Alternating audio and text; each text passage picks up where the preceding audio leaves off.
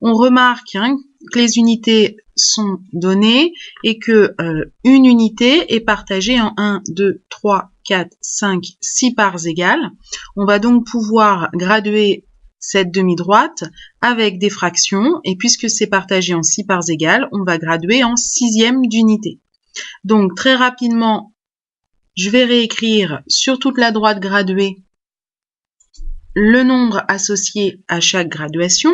On voit à ce moment-là que 1 est associé à 6 sixièmes, ce que l'on sait déjà, puisque une fraction est égale à l'unité si le numérateur et le dénominateur sont égaux, que 2 unités c'est égal à la fraction 12 sixièmes, 3 unités c'est égal à la fraction 18 sixièmes, et on remarque donc à ce moment-là que on va avoir une fraction qui est égale à un nombre entier quand le numérateur est un multiple du dénominateur. Autrement dit, le nombre qui est au numérateur est dans la table de multiplication du dénominateur.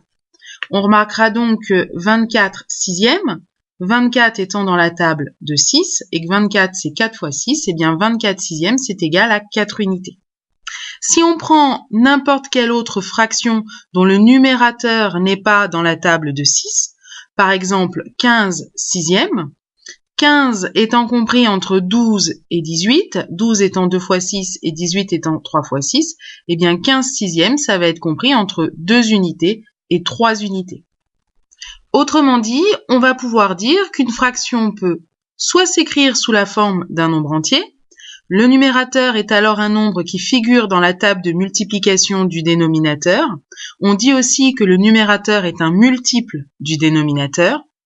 Soit la fraction peut être encadrée par 2 entiers consécutifs.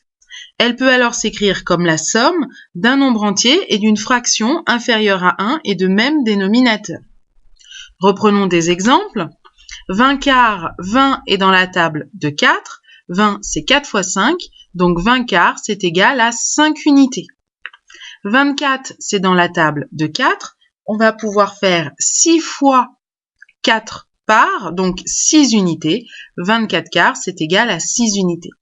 Si je prends 23 quarts, bien 23 c'est compris entre 20 et 24, donc 23 quarts ça va être compris entre 20 quarts et 24 quarts, autrement dit entre 5 unités et 6 unités.